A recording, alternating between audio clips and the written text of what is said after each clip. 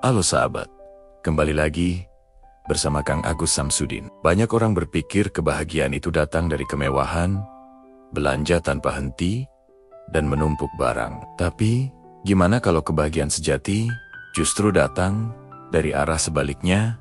Itu hidup sederhana. Filosofi ini bilang, dengan mengurangi konsumsi dan kepemilikan, hidup kita justru jadi lebih penuh dan bermakna. Menyederhanakan hidup itu bukan cuma soal punya rumah minimalis yang keren, tapi ini soal menghemat sumber daya kita yang paling berharga, ruang, energi, dan waktu. Dengan membebaskan diri dari beban materi yang gak perlu, kita bisa fokus pada hal-hal yang benar-benar penting. Nah, kali ini kita akan bahas 5 kunci dari psikolog Amy Morin untuk menyederhanakan hidup dan meraih kebahagiaan sejati. Yang pertama, rapikan rumah dan lingkungan Anda.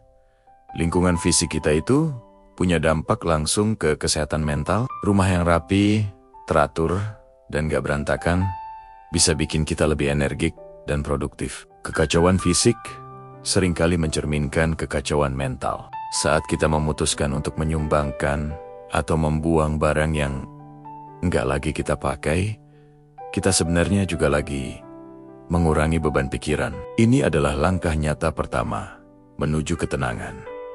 Kedua, singkirkan kebiasaan mental yang buruk. Pikiran kita juga bisa berantakan loh. Kebiasaan negatif seperti terus menyesali masa lalu, terlalu cemas soal masa depan, atau terjebak dalam pikiran negatif yang gak ada habisnya.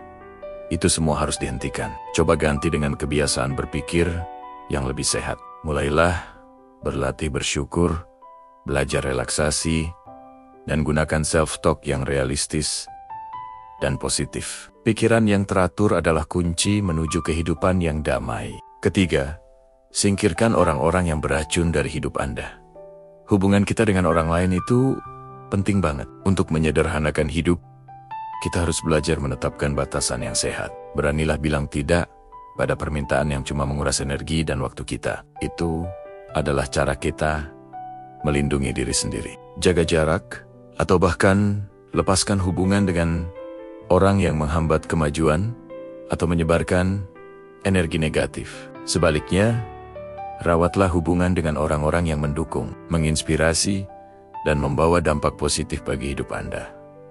Selanjutnya, yang keempat, atur uang dengan bijak. Hidup sederhana itu erat banget hubungannya dengan kebebasan finansial dan menghindari konsumsi berlebihan. Coba deh, buat anggaran yang jelas dan tetapkan tujuan pengeluaran. Ini akan membantu kita menghindari belanja impulsif yang cuma bikin barang menumpuk di rumah dan menambah kekhawatiran finansial di pikiran. Membeli dengan penuh kesadaran adalah bagian penting dari gaya hidup sederhana. Dan yang terakhir, poin kelima yang paling krusial, ambil kendali atas waktu Anda. Waktu adalah sumber daya kita yang paling berharga dan gak bisa diperbarui. Filsuf Friedrich Nietzsche pernah bilang, seseorang yang tidak punya 2/3 harinya untuk dirinya sendiri adalah seorang budak. Kita harus disiplin meluangkan waktu untuk hal-hal yang benar-benar penting, keluarga, teman, pengembangan diri,